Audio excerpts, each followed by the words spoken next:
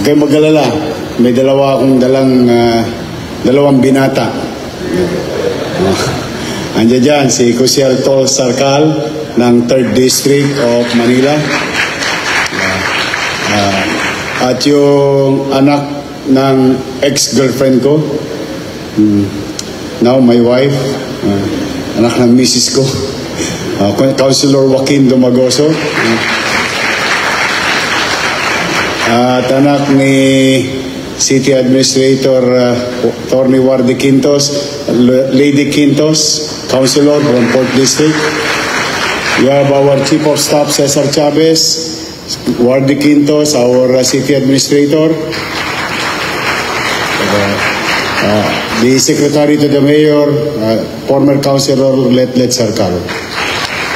And our team from Manila that represents the City Government of Manila, his father, and our Director to the Manila Chinatown Development, Charles C. To everyone here, thank you. It's a great honor to be invited here. And I'd rather start the ball rolling instead of me speaking. Maybe you have something in your mind, the back of your mind, or some questions that you may wanted to be clarified. And I don't know, whatever questions, anything under the sun, I'll try to answer it to the best of my ability. And especially, I'm very familiar with your fathers and grandfathers. Because usually, ang nakakausap ko mga tatay ninyo at saka mga lolo at lola ninyo sa FFCCCII o lahat ng federation, puro tatay ninyo ang kausap ko. But now, I'm happy to see the 2nd and 3rd generation of our Filipino-Chinese businessmen in the city of Manila and in the country. Before I start the ball rolling, I would like to thank each and every one of you, and especially the leadership of Anvil, for doing it in Manila. Alam nyo, mas maganda ang Shangri-La BGC. Mas maganda yung ibang hotel, Mare, no? Because they're all brand new at some level of innovation. But, doing it in Manila Hotel, it has more character than the other beautiful hotels in Metro Manila. As I have been saying and been telling everyone, Manila is an old city. Yeah, we are old, but we have a lot of character and story. In fact, most of you here, if not all, you ask your grandparents how they started and where they started. And most likely the answer is, alam mo, Shobe, sa Binondo tayo nagsimula. Your grandfather is selling textile, t-shirt, selling goods and all other things. Now they are top bankers of this country.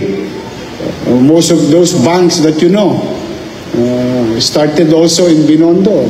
And I'm happy to inform each and every one of you that now we can claim that Hopia started in Manila. Now we created and dedicated a day to the next generation, that Hopia, or that simple pastry, but it's a symbol of hope, that started in Binondo, Chinatown, Manila. And now we can have a Hopia Day, a full of hope day. That's why I'm grateful to each and every one of you, that you continue to feel that kind of level of hope. The way it was before. Manila before is a city of hope from your ancestors.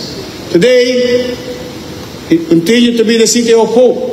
And together, all of us here, it will be and continue in the future as a city of hope. So again, maraming salamat dito nyo ginawa sa lungsod ng Manila at dito kayo gumastos. Maraming salamat sa gastos ninyo dito sa lungsod. Now, please continue doing business. Aniawan Diyos, magbubuti naman kami. Nakita ninyo, kung anong babata ninyo, ang babata rin, ang halal ng bayan ng City Government of Manila. So again, thank you. I'm honored. Thank you very much for this opportunity. I now welcome the floor to any questions. Pa-start muna ating moderator. Kung may katanungan kasi mahaba po ako magsalita. Baka magutom ho kayo. Mukhang hindi pa kayo chumichicha. Sige, please. Todits na lang. Okay na ako rito. Sige, paikot mo na lang yung mikropono.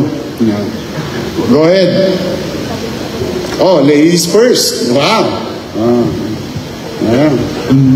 Okay, before we open the floor for questions, let us first welcome on stage the panelists for tonight. So, Chairman Emeritus George C., Chairman Bernard Go, Honorary Chairman Hubert Chua, and President Christopher Ye. Okay, ayun.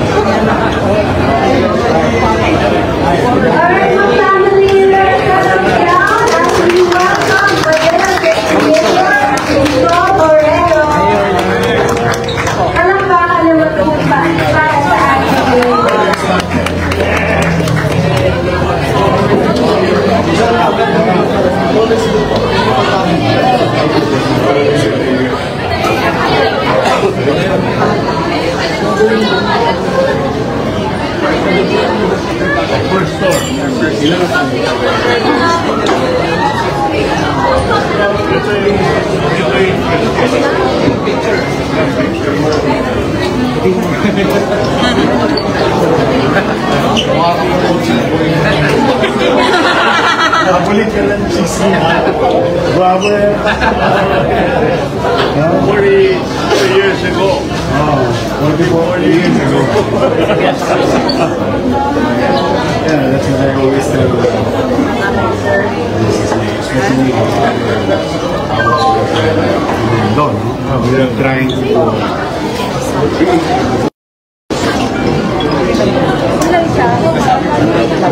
been telling a lot of people and the business sector that, Manila is old. Yes, it's true, we're old, but we have a lot of story to tell. I think most Filipinos has a story and experience the city of Manila. One, and I'm pretty sure about it, we are the #1 producer of educated Filipinos. Because we host almost all the schools. Even Ateneo. Yes, it used to be, binura na lang nila yung de Manila. But it's Ateneo de Manila. It is located in Intramuros. Nung bata pa si George. But as we have said, yes, we are old, but we have a lot of story and history. But at the very least that your city government can do is to make it pleasant. City, an old city, a pleasant and peaceful city where business can grow, can start from kilometer zero, now 800 stores. Because everything started in Manila. Anything, any meters, any kilometers, anywhere you go, whether it is north, south, east, and west, this kilometer zero starts in Manila. That's why McDonald's are very proud. Don't McDonald's started in Manila. We McDonald family. And you, George, we're very happy and I'd like to congratulate you. At isa ng patunay na ang isang tao kapag nagsikap ng maigi, nagpursige, may mararating sa buhay. McDonald is a testament of those who are maybe in your heart, in your mind, wanted to start a business. Yes, you may achieve what George had achieved. Anybody, walang hadlang. Depende lang talaga yan sa mindset mo. Kaya sa amin, sa Manila, we're very proud and a lot. And mind you, when you go back a little background or a little history of the top 10 or top 20 individuals and corporations in the country, you will see that proportionately between point A to point B, meron silang kasaysayan, ganap, karanasan, tagumpay sa lungsod ng Maynila. Bahagi lagi ng Maynila ang paglago ng bansa. Our forefathers said in our song, in the hymn of Manila, sabi, panahon ni Villegas, nabot ni George yun, hindi ko na nabot yun.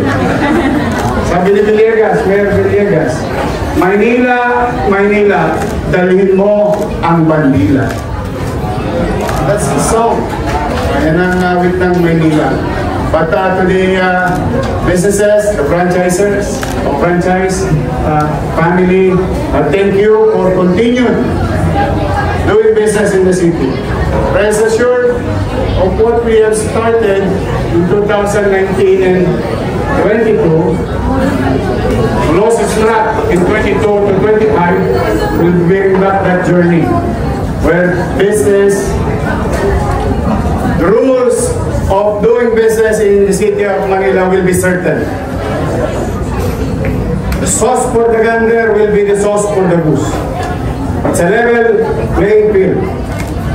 Anybody, any John Doe's and Mary, Corporation A, B, C, D, E, F, G, can do business in Manila with ease. No more harm under my watch. Again, as what it is before in 2019 and 2022. No more abuses. I will never. No binuhan ng Diyos, hindi na ako matulog. Makunyatan ko lang ng mga abuso sa City Hall. To disturb business, no more. Because we want business to prosper. We want business to succeed. Because we need you. Not because of your taxes. No, more than that. We need you to continue to provide opportunity for our people. For the people of Manila. And that is our long-term approach in peace and order situation. It is not about manhandling, kalawitin, yung mga tulogis at tulisan. No. If I grew up in a very challenging community, and one thing that I have learned, kapag ang tao may trabaho, mas malaki ang probability na hindi siya mamembermisyo ng kapwa niya. That's why that is our goal, that's our solution to the peace and order. Business will prosper. Jobs will be provided. Bonus na lang yung buwis. So that the people who are watching, the mothers and the fathers, sending their kids to Manila to study, will feel safe. And there is maaliwalas na pamayanan.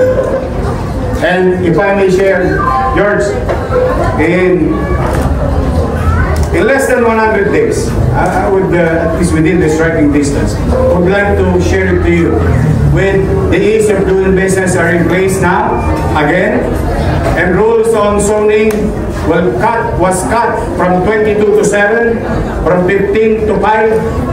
I'm happy to share to you And to everyone here, there is about 6,000 plus new registered business in the city of Manila for this quarter alone.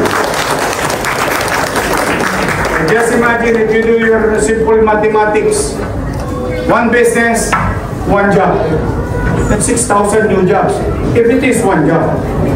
But business needs a lot of human power or human resources. And we're happy in aligning ourselves with the direction of the business to come, to be safe and prosper, providing jobs. We continue to provide skilled individuals in our training facility under MDSW. The other day, we just produced about 680 plus new skilled individuals in less than 1 quarter, 1,000 plus new skilled individuals. So this is what we're going to do. We'll continue to invest in MBN. Under MBN, what we call minimum basic needs. Housing, education, healthcare, and jobs. Jobs, jobs, jobs. So that there will be equal opportunity for everyone. Manila is a symbol of hope, Bicol. And we're going to continue that Manila will be the symbol of hope for tomorrow, for the next generation. Again, congratulations, George. Thank you. Congratulations, McDonald family. Mabasa pa kayo ng ulan, dumami pa kayo. Mag-iingat kayo at pagpalayo kayo ng taong Manila. Manila! God first. Thank you.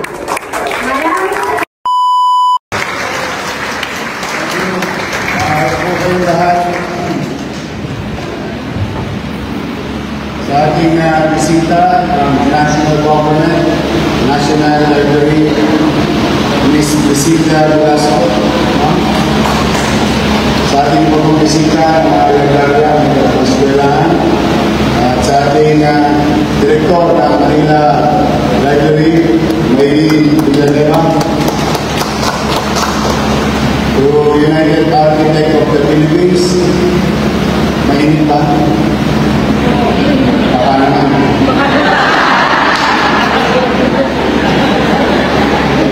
I'm very grateful to UAP. Thank you for doing such good thing to our library. Rest assured, you take care of it. I know you're going to do more for this facility. So, we welcome you. Pagka-ulan, magpapasa kayo para dumami pa kayo. Sa ating mga empleyado, barangay officials, sama sa kami. Pinaglang ko kayo naman.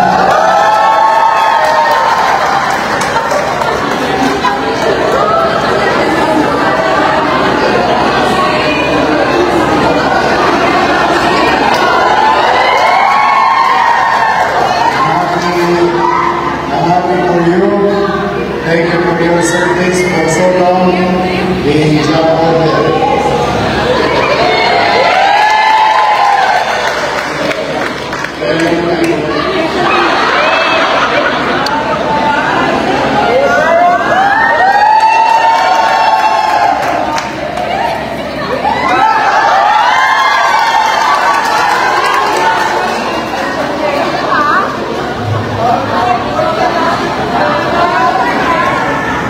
Camille is just one of many things that will happen in Manila.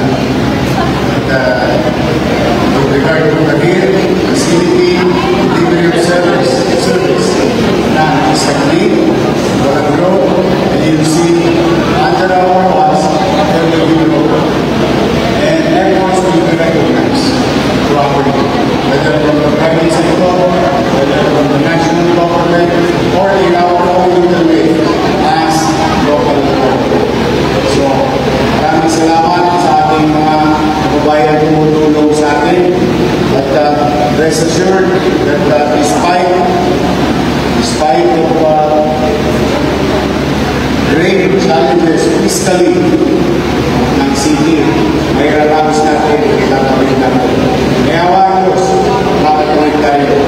As you can see, about a few minutes ago, I was with the international group of organization and individual, helping us, sharing our idea to the world, and their best practices sa atin to end tuberculosis in the city of Manila.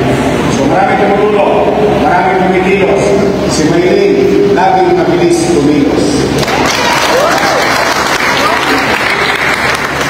And dalawa, isa sa dalawang bagong ginagayo na public library is located in Santa Cruz.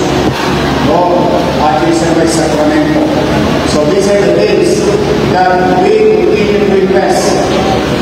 At ang silid-apatan o library ay hindi na lang pang-bata. Shout out sa mga lolo-lola ko.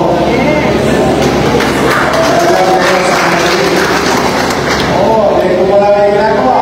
Nasa gate lang kayo. E paano mo yan? Habang kayo nasa pangkita, kalungis na dito sila kayo, aliwalas. You're making your more a place with a good environment, better environment. But what matters most is that today is the day. It's the day that we will see a lot of movement way forward, always moving on. Keep on moving on. Some will pay, some will succeed. But the matter most every day we keep moving. Moving gives you high probability of surviving and being successful. So, our barangay officials, yung mga daycare center, for graduation, or sa pagkipunta, sa pagkipunta, isa yung graduation ng daycare center, nasa pagsada lang eh. Balik na tandaan, hindi mo kayo maliwalas, kaya natin ito, magamit din ang komunidad. Nandito na sila magtanda na United Nation Day. Hindi nyo pwede kalimutan yung United Nation Day. Kasi yung araw, wala akong ganda. But the world will celebrate my birthday because it's United Nation Day. So, maraming cultural, extracurricular, productive activities like this piece of area that we utilize by the community, by the barangay, surrounding barangays in the district. So, rest assured that soon, yawan Diyos, ito ay sinabi ng Maylin, Diyos mo na makabanong natin library like this one. We will engage with the technology. At para maging palatable, para mas exciting, it creates curiosity. Kaya sabi kasi nila, ako may narinig ako ng politiko eh. Wala na po yung library, wala na naman pumunta yan. My question is that true? Is it valuable to have a public library? I do believe so. Yung mga ilang individual na pininiwala sa ganito, kami na hindi na nila pamamagay namin nila sa pamilingkod sa bahay. But I believe in you. I believe that you will do service for our people. That's why the God is in heaven waiting. A few days ago, I signed it into law that this building is the home of Manila City Library.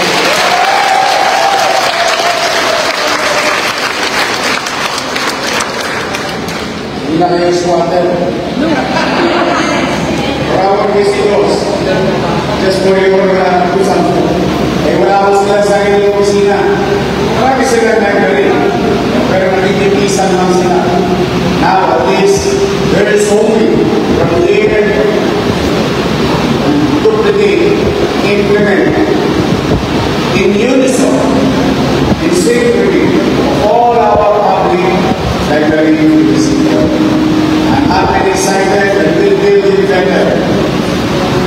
We'll make it more pleasant to the working environment of our employees is going to do administrative obligation or responsibility here in this building. So, may bahay na kayo. At darating pa mga bagong library, bagong gamit. At library ngayon, hindi na lang mga bata. Shout out pati sa mga lolo-lola ko. We have implemented that rule during my first term in our own libraries all over the city. That seniors can now go at Tumampat, read some reading materials, and so on and so on. And we will now relieve the work of that policy. Dapat wala tayong pipiliin pagdating sa bahay. Those who are seeking knowledge, and trying to make more valuable of their time should be welcome in our public library, owned and run by the city. So sa inyo lahat na nandito, maraming salamat po kami and all others. Okay, wala na pag-asa. Basta tayo, pag nagbuti kayo, lilituloy kayo ng inyong pamahalaan sa Manila.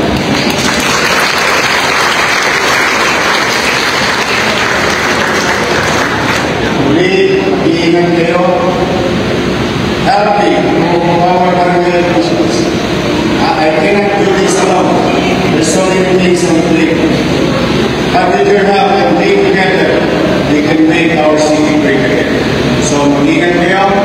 Malayo pa kayo ng conquer pa. Maraming salamat. Congratulations to the new home of Manila City.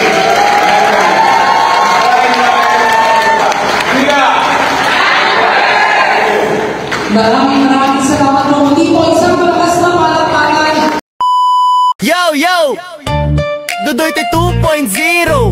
Sa vlog na to, wag kang bibitaw, bro. Yeah, let's go.